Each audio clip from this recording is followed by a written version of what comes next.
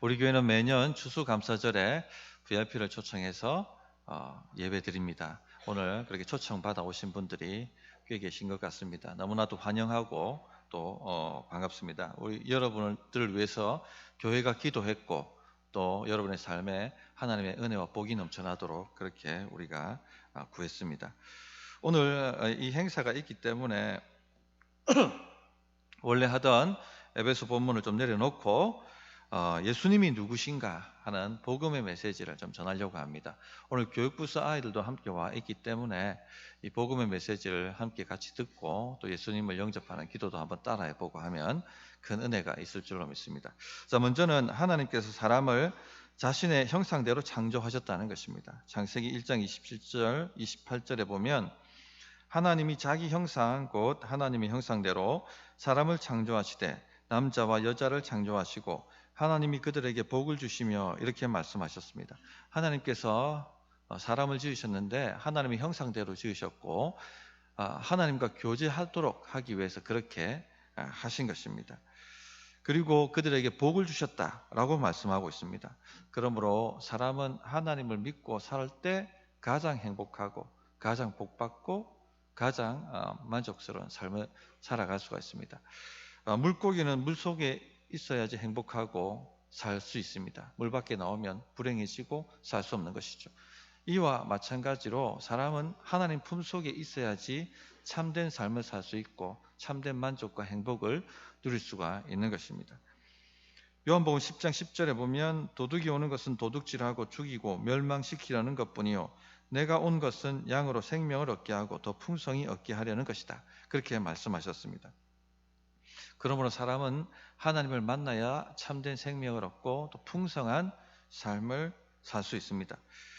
영원한 영생이 있습니다. 그 영생을 차치하고서라도 이 땅에서의 삶도 하나님을 만나야지 참된 만족과 행복을 누릴 수가 있는 것입니다. 오늘 우리가 살아가는 시대 겉모습은 너무나도 화려해 보이고 멋져 보이지만 속으로 들어가 보면 여러 가지 문제 때문에 고생하시는 분들이 너무나도 많이 있습니다. 이 시대를 평강이 없는 시대라고 얘기하죠. 참된 평강이 없습니다. 겉모습만 꿈입니다. 왜 그렇게 할까요? 내 속에 있는 문제를 감추기 위해서 겉모습만 화려하게 꾸미는 것입니다. 그러나 주님이 회칠한 무덤이여 라고 말씀하셨던 것처럼 속으로는요 온갖 죄와 또 온갖 불행과 고통을 다 끌어안고 있습니다. 세상도 자기 스스로를 이렇게 평가하죠. 요즘 우리가 살아가는 시대를 뭐라고 합니까? 스트레스 사회라고 얘기합니다. 또 불안의 시대라고 말합니다. 세상도 스스로를 자신 안에 평강이 없다라고 그렇게 평가하고 있는 것이죠. 건강보험심사평가원 보고서에 따르면요, 우울증과 불안장애 환자 수가 급격히 증가하고 있다고 합니다. 21년에 보면 93만 명에 이른다고 합니다. 이 평강이 없는 것이죠. 이 정신병원 또 정신건강의학학과 이런 것들이 이 주변에 한번 둘러보세요. 엄청나게 지금 많이 생겨나고 있다 하는 것을 아마 느끼실 수가 있을 것입니다. 왜 이렇게 평강이 없을까요? 겉으로는 정말 화려해 보이고 OECD 국가 중에 들어가 있고 경제대국이고 부족함이 없는 것처럼 보이는데 왜 우리 안에는 이렇게 불안이 넘쳐나고 스트레스가 가득하고 평강이 없을까요?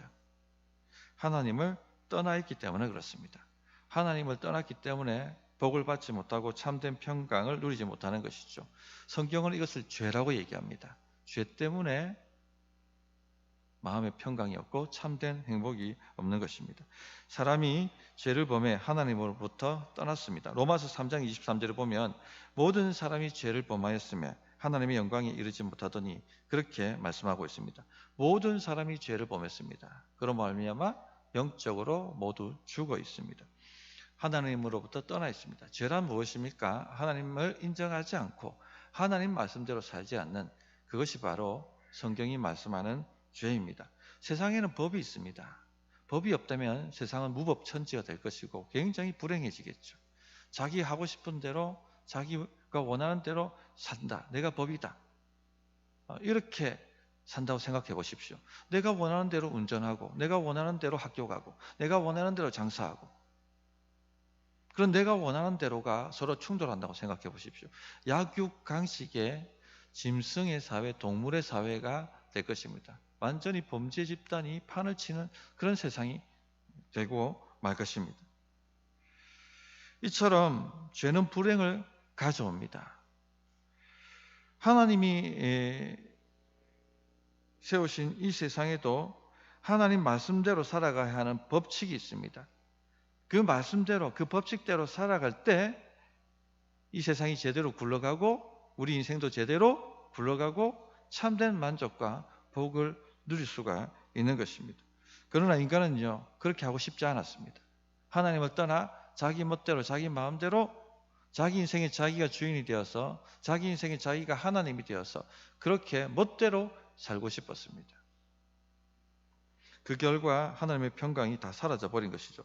이사야서 59장 1절 2절에 보면 여호와의 손이 짧아 구원하지 못하심도 아니요 귀가 둔하여 듣지 못하심도 아니라 오직 너희 죄악이 너희와 너희 하나님 사이를 갈라놓았고 너희 죄가 그의 얼굴을 가리어서 너희에게서 듣지 않으시게 함이니라. 죄악이 하나님과 우리 사이를 갈라놓았다라고 말씀합니다. 이것이 가장 큰 불행이고 큰 문제입니다. 하나님을 안 믿는 세상 사람들도 큰 일, 어려운 일, 절망적인 일을 당하면요, 본능적으로 하나님을 찾고 기도라는 것을 합니다. 신이 계시다면 좀 도와주십시오. 하나님이 계시다면 좀 이 문제를 해결해 주십시오. 그렇게 찾고 기도합니다. 그러나 어떻습니까? 응답이 없죠. 그러면 뭐라고 얘기합니까? 내 그럴 줄 알았어. 내 그럴 줄 알아서 신이 있긴 어디 있어. 그런 식으로 원망하고 불평합니다. 왜 응답이 없을까요? 하나님과 우리 사이가 죄로 말미암아 갈라져 있기 때문에 하나님께 기도해도 들으실 수 없고 하나님의 전능하신 손이 있어도 도우실 수가 없다라고 성경은 말씀하고 있습니다. 우리가 그러므로 해결해야 될 가장 시급한 문제가 뭡니까? 죄 문제입니다. 인생에는 반드시 내 힘으로 해결할 수 없는 큰 일, 고난이 오게 되어 있습니다. 그런 큰 환난 날에 나를 도울 수 있는 분은 하나님밖에 안 계신데 내 기도가 들려지지 않으니까 하나님과 우리 사이가 갈라져 있으니까 죄로 말미암아 큰 어려움에 하나님의 도우심을 얻지 못하는 것입니다. 어떻게 됩니까? 죄 문제를 해결해야 됩니다. 그러나 인간 스스로의 노력으로는요 절대 죄 문제를 해결할 수 없고 하나님께 나아갈 수 없다는 것입니다. 많은 사람들이요 자기 스스로의 노력으로 하나님께 이르러 보려고 노력을 합니다. 애를 씁니다. 깨달음을 얻으면 하나님께 나아갈 수 있을까? 열심히 득도하는 일을 해보기도 합니다. 또 돌을 닦으면 하나님께 나아갈 수 있을까? 열심히 산속에 들어가서 돌을 닦아 보기도 합니다.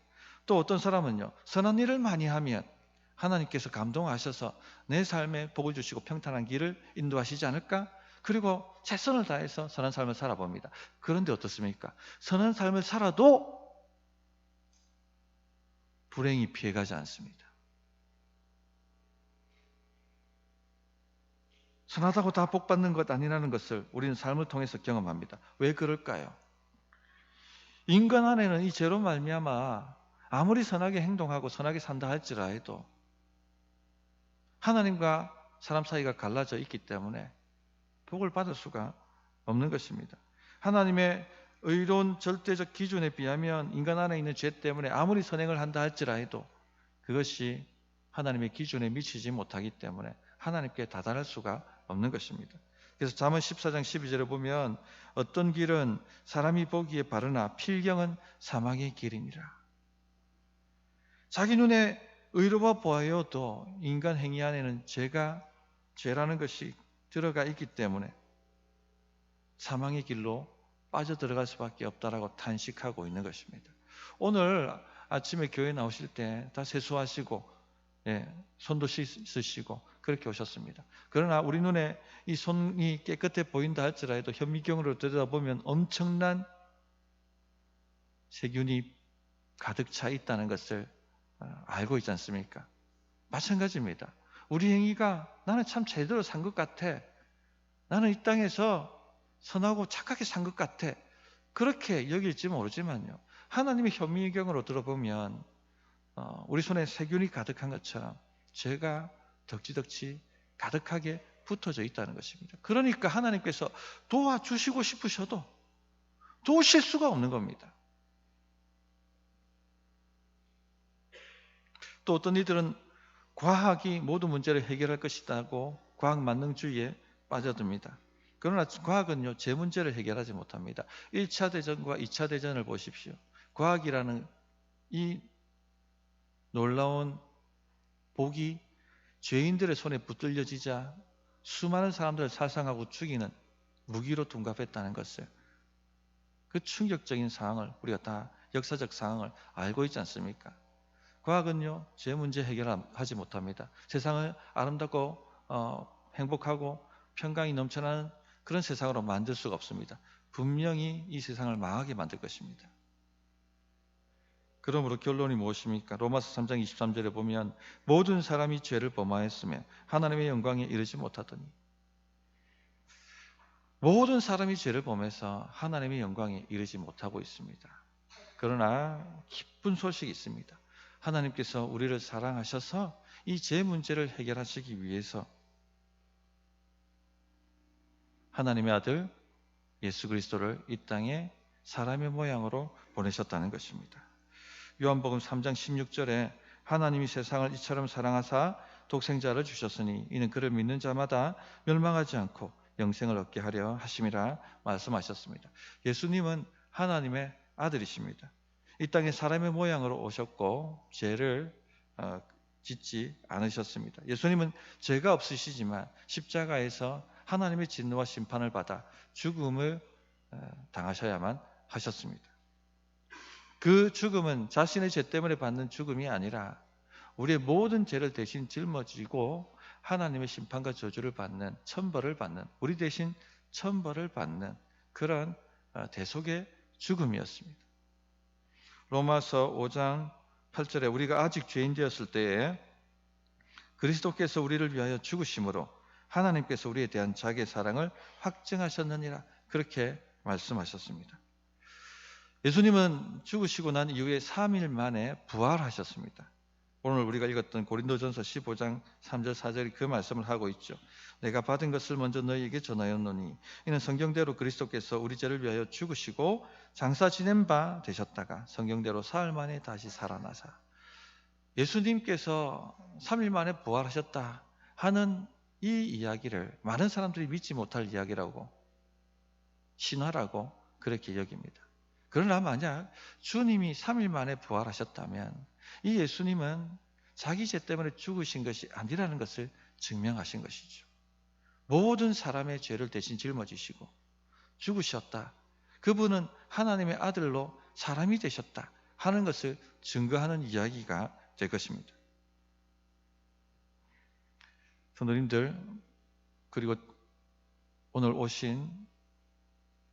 처음 교회에 오신 분들, 이것은 진실로 하나님의 말씀입니다. 누구든지 자신이 죄인인 것을 인정하고 예수님을 나의 죄를 대신 짊어진 어린 양으로 믿고 주님이 부활하셔서 그것을 증거하셨다는 것을 마음에 받아들이기만 하면 누구든지 이 죄 문제가 해결되어지고 하나님께 나아갈 수가 있습니다. 히브리서 4장 16절에 그러므로 우리는 긍휼하심을 받고 때를 따라 돕는 은혜를 얻기 위하여 은혜 보좌 앞에 담대히 나아갈 것이니라. 우리는 때를 따라 돕는 은혜가 필요합니다. 그 때를 따라 돕는, 때에 맞는 그 은혜를, 그 도우심을 어디서 얻을 수 있습니까? 하나님께로부터입니다. 그런데 하나님께 나아가려고 하면 죄 문제가 해결되어야 되는데 예수님을 믿을 때에만 이 죄 문제가 해결되어지고 죄 문제 해결받은 사람은 담대하게 나아가 하나님의 도움을 구할 수가 있게 된다고 말씀하셨습니다. 오늘 이 시간 교회 오신 분들 예수님을 나의 구주로 영접하셔서 이 놀라운 은혜와 복을 받아 누리시기를 진실로 부탁드립니다.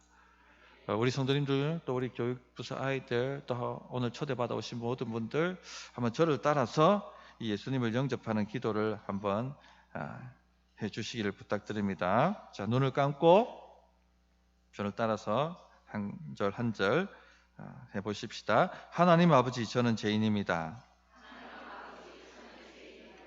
죄로 인해 하나님과 저 사이에 담이 생겼고 하나님의 풍성한 은혜와 복을 받을 수 없게 된 것을 깨닫습니다.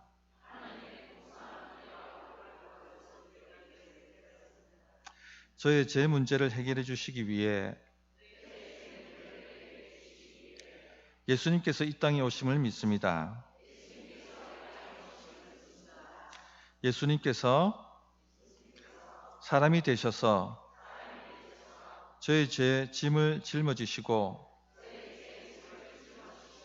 십자가에 죽으셨고 3일 만에 부활하심을 믿습니다. 저의 모든 죄를 사하여 주시고 저의 삶을 다스려 주옵소서. 이제 하나님께로 돌아가 하나님을 섬기고 살기를 원합니다. 주 성령 하나님을 보내셔서 저의 마음을 거듭나게 하시고 믿음을 주옵소서. 예수님 이름으로 기도합니다. 아멘. 예, 감사합니다. 믿음이 조금이라도